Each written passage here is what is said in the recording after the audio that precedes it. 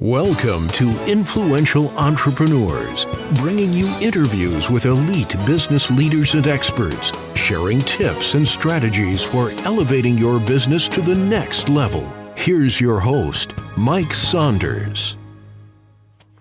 Hello and welcome to this episode of Influential Entrepreneurs. This is Mike Saunders with Marketing Huddle, and today we have with us John Hall, who is a best-selling author, keynote speaker, and the co-founder and CEO of Influence and Company.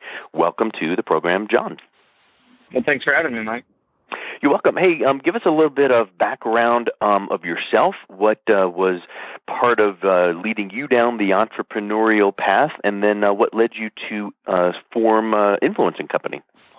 Sure. The beginning of me kind of being in kind of an entrepreneurial area was when I was in third grade. I started selling my mom's lunch that she packed to other kids, and then I ended up getting other kids to basically I'd find out what they could get from their house, how much what you could get for it, encourage to bring those things, and then created somewhat of a lunch trading system, which was pretty cool.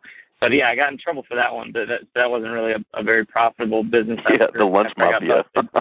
Yeah, it was the lunch mafia. But no, that's where it started. And then actually, I always just did things like even in college, I had parties where I would charge the cover at the door and have live entertainment. And then I started my first company when it was like 18 or 19, when I was just kind of lonely at school because I ended up going to school where I didn't know as many people. I went to the University of Missouri, and I'm from Illinois.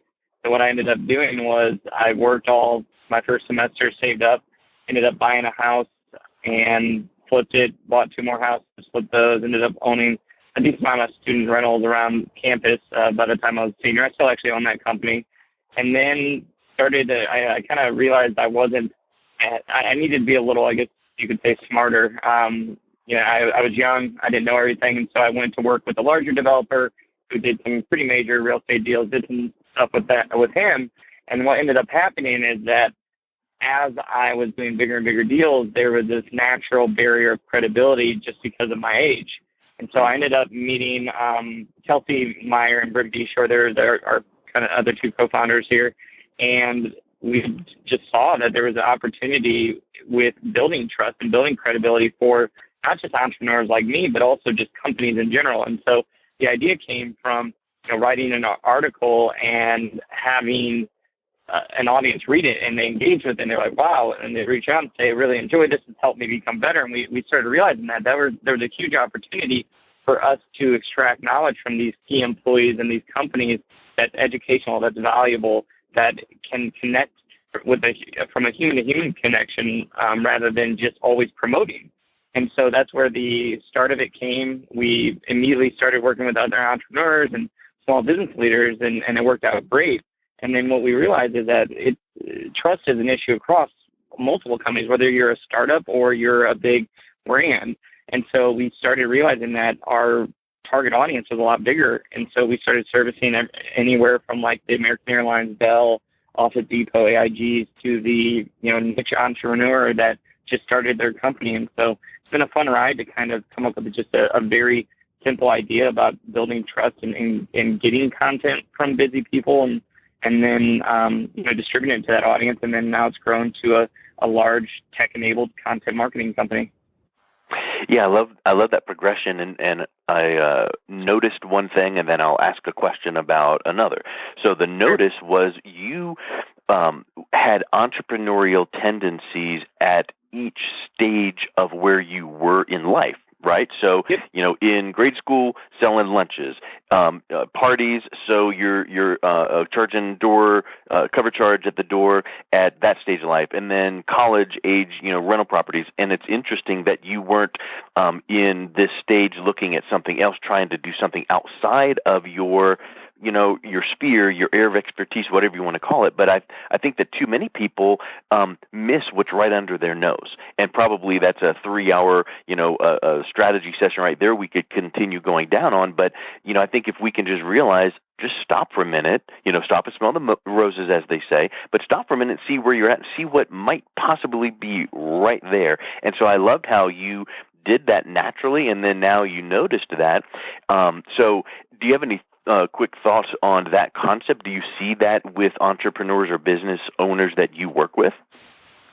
I mean, I see it's a very simple concept that I see is that entrepreneurs follow the value and they invest in the value. And so the best entrepreneurs I know see, wow, this could be valuable to not just myself or, other people or a certain group, and they follow that, and then they keep focused on that. And that's one of the reasons why we've been successful as a company is that we've focused on the value. And at first, the value we provide clients now compared to what we did when we first started out is tremendously more.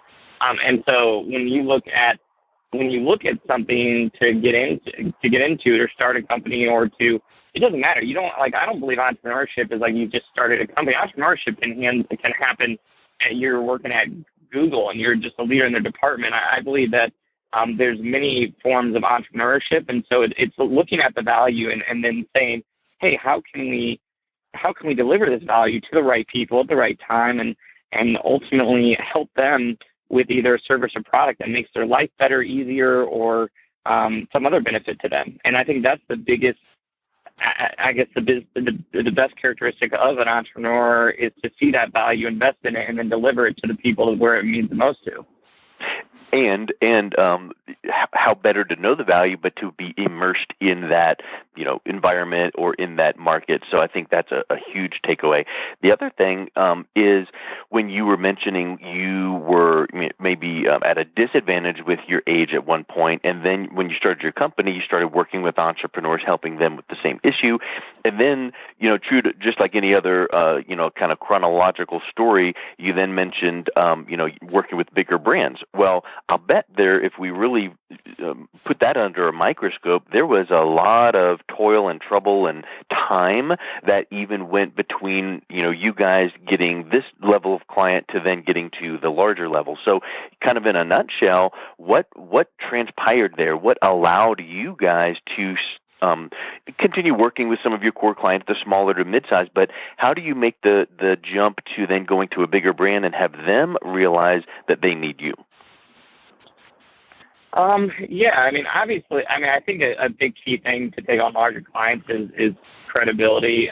Most brands aren't going to work with a company that doesn't look credible or doesn't seem industry leading because they have people that want to work with them just to use their brand name, or they know they have a big budget. And so you've got to position yourself the best you can as that industry leader or credible company, because if that happens, whether it's the key employees that are kind of the thought leaders or the brand has, some brand awareness, when those brands interact, a lot of brands need that same service that you offer small companies. It's just right now you're not, I guess you could say, on that level. When in reality, to be very real, most smaller companies can offer a big brand a better service than some of the bigger agencies or companies or products out there. As crazy as it is, the smaller companies are ones that can be creative, that can differentiate the company, that can put more resources towards it. And so for me, you've got to focus on building credibility and invest in yourself. I was just telling this morning a younger entrepreneur, I said, invest in yourself. It is the key thing that if I would go back and tell my 20-year-old self to do. And moving forward, I will never probably spend less than $5,000 on my own brand every single month moving forward. I don't care if I end up losing all my money and I'm loaning it or I'm taking a loan on it. I feel like the best opportunities, whether it's big clients or just opportunity come to you, is when you have this inbound attraction of people noticing you as a leader or as an expert in the space. And that's where a lot of our inbound comes, is that they look at our content, whether it be my co-founders, myself, or some VPs or directors, or just simply from our blog, and from a company standpoint, and it brings us so many opportunities that it creates this compounding effect that we're not doing as much work compared to like our outbound sales. And so for me, whenever I let's say start a new venture, I like the easier route, which I've never really had that because I've always had to hustle. But if you build enough credibility and you build a solid brand as you transition into other opportunities or other areas, that tends to follow. And that's where, like, for example, you see Apple. Apple is a brand that they're not going to be able to live off the iPhone forever. And so you see them moving into other things, AirPods, which I'm on right now and I love to death. It's their brand that transitions into those other products. And that's where, any company, you've got to remember, you got to focus on that, because if you want long-term success, you've got to do that. You can get short-term wins, make quick profit, but ultimately success in the long term comes from a brand that people trust and like and want to buy from or work with. Agree 1,000%. What do you say to an entrepreneur who maybe is let's say, a mid-size entrepreneur, not a major brand, and they come to you and say, I love everything that I hear and read about what you can do. I need your help, but I just don't. And then they start rattling off bullet points of, I don't feel like I'm, an influencer. I don't know what I know, and what do I say? And I know that you have a way of, kind of getting all those geese to fly in the right direction for them, or pulling out, their expertise. How do you advise them, and what do you do to start to get that knowledge base out of them? I mean, well, it's pretty simple. Like each one of those, I don't like doing blanket answers when people ask me stuff and be like, oh, well, just do this. It's like for your first thing, it's like, I don't. There's a barrier of. I would put that in the category of either I'm not a thought leader or I'm not an influencer yet, or one I just dealt with yesterday, actually, or 2 days ago, is like actually one of the more powerful people in the world. We were talking to, and he's one of the most humble people in the world too. And so that's these self barriers that you say either I can't do it or I don't want to do it because I don't want the spotlight on me. And when you look at that barrier, I say I know it, I get it. I have friends that are very good, humble people that I have to give the same chat with and support them in this way. Is that true leadership? Is like if you truly want to help your audience, you have to be a voice and educate them and to relate and connect with them on a human level. And so all you're doing there is you are hurting yourself by not believing in yourself or putting barriers there that don't exist. I think the best thought leaders are the ones that are like that actually get past that barrier, because the ones I don't like are the ones that are doing it for complete ego. Everybody has a slight ego in some ways. Or many people do, but the people that I don't like are the ones that are doing it. Like there's a lot of entrepreneurs out there, and I'm not going to say names and call them out, but specifically that go there and take pictures of their Mercedes, that take pictures of their helicopters and say, hey, this is entrepreneurship, is that you show off how much you make. That's terrible. That's killing our next generation, and it's a terrible way to look at entrepreneurship. The best that I see are the people that truly want to educate people. They want to help. They want to make them better. And they're the ones who gain their trust in the long term. And overall, they build legit brands. And so that's where, I would say that, get past that. That's an internal barrier. Only you are creating that. And ultimately, if you want to be the leader you're meant to be, there has to be a voice or some sort of a relation point. Because, yes, I know you can do things behind doors and without being in the spotlight. However, there's a lot of advantages that come from an inbound point of view where people are drawn to you like a magnet when you can engage them in the right way. And you want to put out the stuff that attracts and draws in the right people. Because to your point about the, planes and cars, what if you put out content rather than that? But, hey, here's a picture of me with my arm around this kid that I mentored for the last 6 months, or here's a picture of me giving a car away to someone who needed it. In other words, the philanthropic aspect as opposed to the look at me, I'm so awesome aspect. And then you're going to attract people for the right reason that want to be that educator and advocate for, their industry and really making a difference. And I think that says it all. Hey, tell us a little bit about your best-selling author. Tell us about your book and your writings, and do you have any projects in the works now? Really, the main focus right now is top of mind, and the book I just released. It actually just came out. It kind of did honestly, Amazon just put it out early, which sometimes they do. But this is kind of the first week I'm able to focus on launching it. So actually, after I get off the phone with you, I'm going to be doing some book marketing.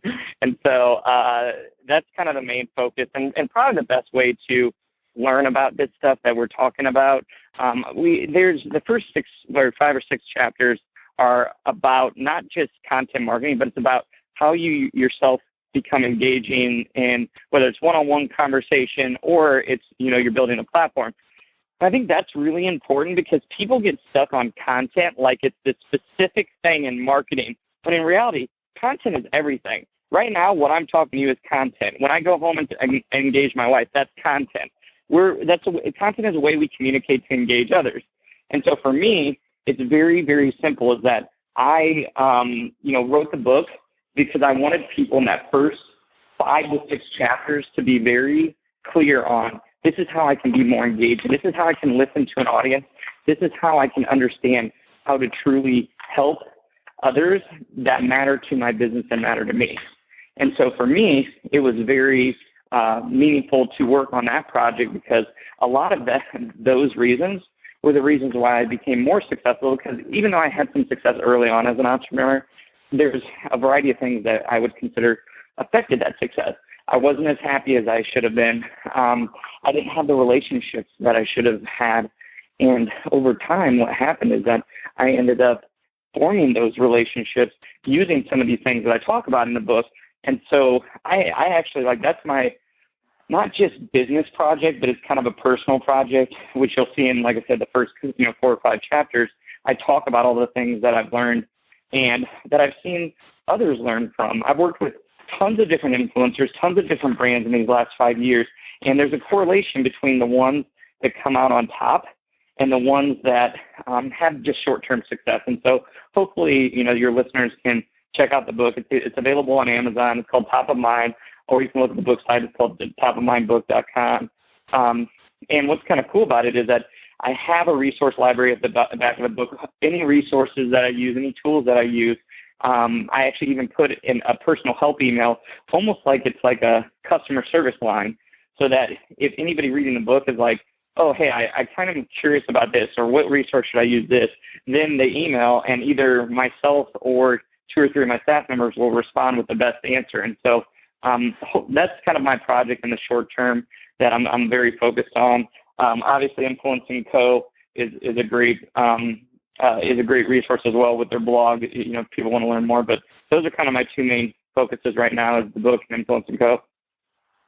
Excellent. So, hey, let's wrap up with let's restate, where can people learn more about your company as well as the book? Is it your main website, or do you have a couple different ones you would point people to?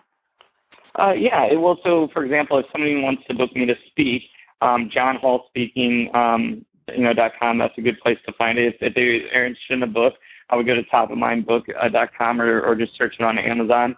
For my company, influenceandco.com. It's pretty easy to find. You can check it out and just reach out through the contact form. If it's directed to me, it typically gets to me.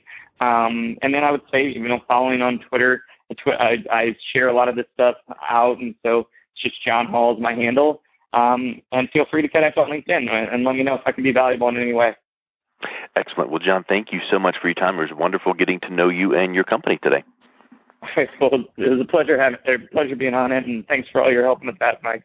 You've been listening to Influential Entrepreneurs with Mike Saunders. To learn more about the resources mentioned on today's show or listen to past episodes, visit www.influentialentrepreneurssradio.com.